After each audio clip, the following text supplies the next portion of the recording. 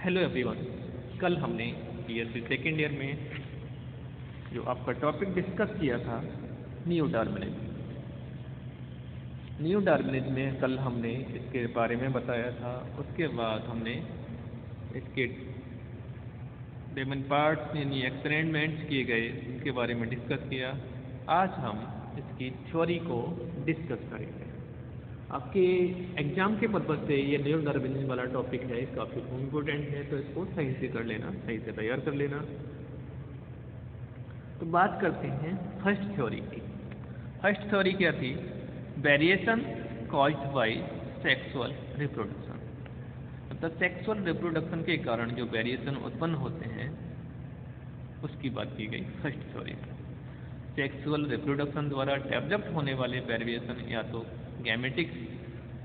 Gamete formation time पर gene के random distributor से या होमोलोगस क्रोमोसोम्स की पेयरिंग के दौरान यानी सिनेप्सिस या मैटरनल व पैटर्नल क्रोमोसोम्स के रीअरेंजमेंट के कारण वेरिएशन की हजारों संभावनाएं बन जाती हैं। मोस्टली संभावनाएं एक्चुअल फर्टिलाइजेशन पर बनती हैं, जिसमें जीन्स का रीअसॉर्टमेंट होता है और इसे इवोल्यूशन का एक इम्पोर्टेंट फैक्टर माना जाता है। क्रॉसिंग ओवर के द्वारा भी जीन्स के नए नए कॉम्बिनेशन डेवलप होते हैं। मतलब जो जीन्स क्रोमोसोम्स में क्रॉसिंग ओवर की क्रिया होती है उसके दौरान भी क्या होता है, नए नए कॉम्बिनेशन बनते हैं। जब आपस में वो एक इंटरएक्ट करते हैं क्रोमोसोम, तब नए जीन्स की फॉर्मेशन होती है और यह भी वेरिएशन का कारण बन जाते हैं। जो वेरिएशन फेवरेबल होते हैं यानी जो लाभदायक होते हैं वह प्रिजर्व हो जाते हैं और अनफेवरेबल वेरिएशन को डिस्कार्ड कर दिया जाता है। मतलब जो यूजफुल होते हैं उनको तो हम एक्सेप्ट कर लेते हैं, जो हार्मफुल होते हैं उनको क्या कहा जाता है, डिस्कार्ड कर दिया जाता है। अब बात करते हैं सेकेंड थ्योरी की, वेरिएशन कॉज्ड बाय म्यूटेशन। मतलब म्यूटेशन के द्वारा भी वेरिएशन उत्पन्न होते हैं। वेरिएशन न केवल सेक्सुअल रिप्रोडक्शन द्वारा डेवलप होते हैं बल्कि बहुत से वेरिएशन म्यूटेशंस के कारण भी बनते हैं। ये वेरिएशन या तो क्रोमोसोम्स या जीन में डेवलप होते हैं। बहुत से म्यूटेशन काफ़ी मेजर तथा भली भांति दिखने वाले, तो कुछ म्यूटेशन इतने माइन्यूट होते हैं कि उनकी ओर किसी का ध्यान भी नहीं जाता। मतलब कुछ तो इतने बड़े होते हैं कि आसानी से दिख जाते हैं, लेकिन कुछ म्यूटेशन माइन्यूट होते हैं जिसका क्या किसी का ध्यान भी नहीं जाता। मतलब वो आसानी से नहीं विजुअल होते, आसानी से नहीं दिख पाते हैं। अधिकांश म्यूटेशन इसलिए हानिकारक माने जाते हैं क्योंकि वे ऑर्गेनिज्म की वेल एडजस्टेड फिजियोलॉजी को डिस्टर्ब कर देते हैं।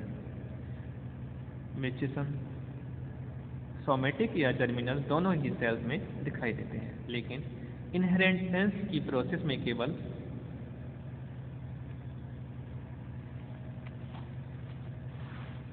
जर्मिनल म्यूटेशन का ही योगदान होता है। Mutation temperature, environment, chemical radiation आदि से प्रभावित होते हैं। म्यूटेशन द्वारा नई स्पीशीज की उत्पत्ति एक सामान्य प्रोसेस के रूप में डेवलप हो चुकी है। अब बात करते हैं second theory, third, natural selection. अगर नेचुरल सिलेक्शन की बात करें, यह एक ऐसा फोर्स है जो यह निश्चित करता है कि कैसे और किस दिशा में एक ऑर्गेनिज्म में परिवर्तन होने वाला है।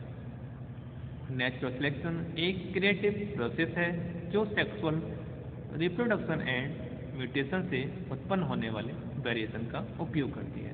सही अर्थों में वेरिएशन इवोल्यूशन की प्रोसेस में रॉ मटेरियल की तरह कार्य करते हैं। इवोल्यूशन में सफलता का निर्धारण जीन्स के द्वारा किया जाता है। म्यूटेशन से डायरेक्टली न्यू स्पीशीज नहीं बनती, वे तो इवोल्यूशनरी प्रोसेस को टूल्स माने जाते हैं। उदाहरणार्थ, यदि वातावरण में कोई सीरियस चेंज आ जाए तो इस स्पीशीज का जीवित रहना डिफिकल्ट भी हो सकता है। कुछ म्यूटेंट्स इतने ज़्यादा सफल भी हो जाते हैं कि आगे चलकर अपने मात्र से बिल्कुल भिन्न दिखाई देते हैं। एग्जाम्पल, कुछ म्यूटेंट फिशेज जिनकी ओरिजिन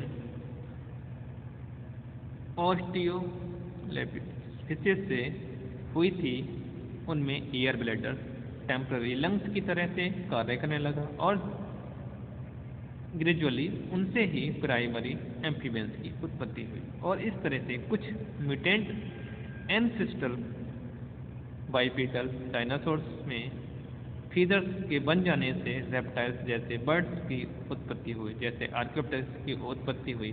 इसी प्रकार से हजारों म्यूटेशन के बाद नेचुरल सिलेक्शन के सहयोग से यह निश्चित है कि कोई भी सिंगल म्यूटेशन नए स्पीशीज की को प्रोड्यूस नहीं कर सकता।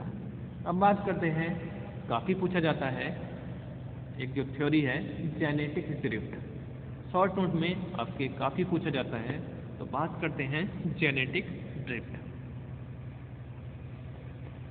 ड्रिफ्ट शब्द का अर्थ क्या होता है? ड्रिफ्ट शब्द का अर्थ होता है रिमूव करना। यदि किसी पॉपुलेशन में जीन्स के टोटल कोटा में से कोई जीन को रिमूव कर दिया जाए। ड्रिफ्ट मतलब एक कोई भी जितने भी जीन्स हैं उनमें से क्या करें जाए, किसी जीन्स को रिमूव कर दिया जाए, तो जो भी संतानें पैदा होती हैं उनमें लक्षण उनके पेरेंट से काफ़ी अलग दिखाई देते हैं। ये लक्षण उनकी संतानों में भी इनहेरिट होते हैं।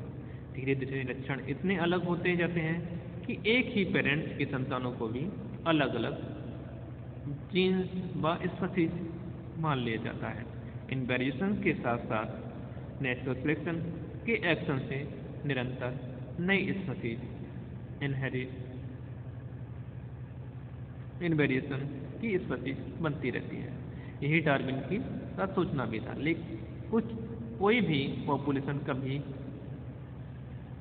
भी ना तो स्टेबल होती है और ना ही कांस्टेंट। उसमें और भिन्न के जेनेटिक कोड्स, क्रोमोसोमल तथा जीन की रिकॉम्बिनेशन के कारण लगातार परिवर्तन आते रहते हैं।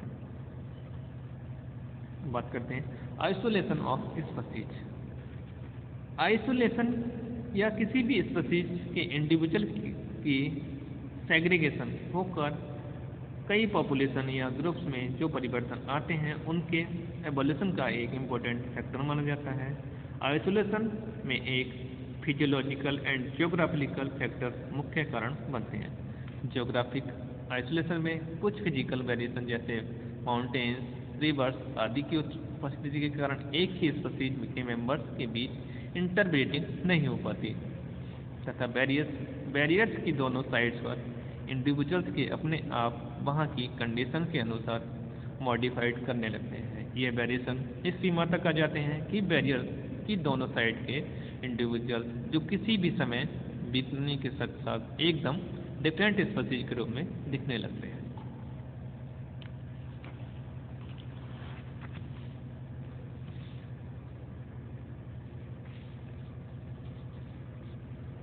फिजिकल आइसोलेशन में कोई बैरियर नहीं होता,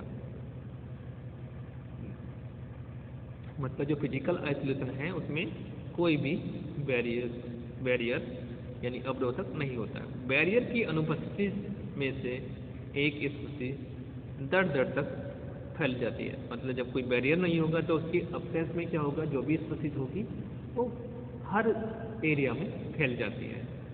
डिस्टेंस एरिया के क्लाइमेट बैरियर्स के साथ साथ नेचुरल सिलेक्शन में भी भाग लेता है।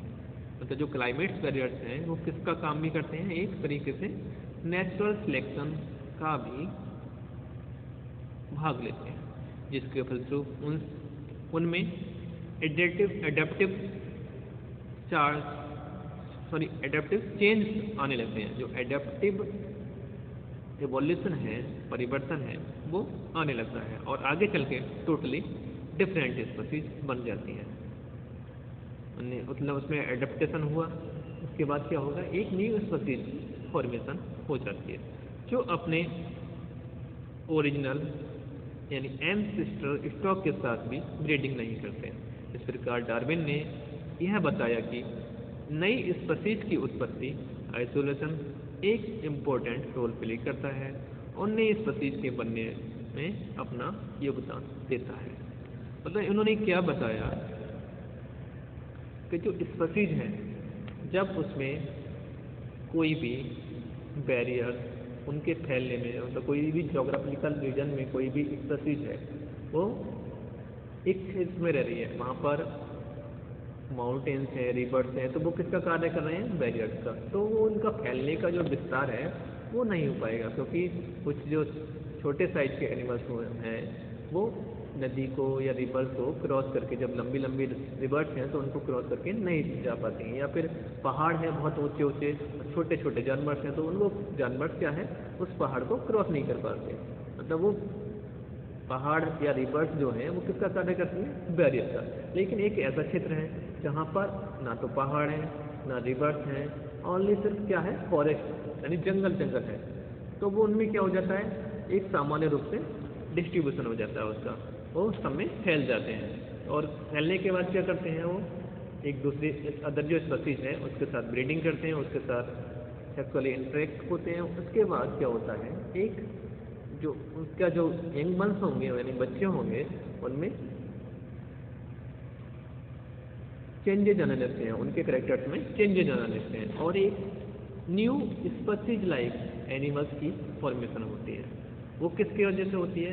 क्योंकि उनमें बैरियर नहीं था वहाँ पर कोई, इसलिए वो आसानी से फैल के उन्होंने दूसरों के साथ मीटिंग की और वो एक सेपरेट न्यू फॉर्म बन जाती है। तो आज हमने बीएससी सेकेंड ईयर में टॉपिक डिस्कस किया था थ्योरीज ऑफ न्यू डार्विनिज्म। इसमें हमने बात की थी variation caused by sexual reproduction, उसके बाद बात की थी वेरिएशन कॉज्ड बाय म्यूटेशन, उसके बाद हमने बात की थी नेचुरल सिलेक्शन क्या है, उसके बाद बात की थी जेनेटिक ड्रिफ्ट और लास्ट में जो हमने बात की थी आइसोलेशन ऑफ स्पीशीज। कल हम बीएससी सेकेंड ईयर में आपका न्यू टॉपिक स्टार्ट करेंगे म्यूटेशन थ्योरी, जो भी काफ़ी इम्पोर्टेंट है आपके एग्जाम पर्पज में। इसके लिए धन्यवाद।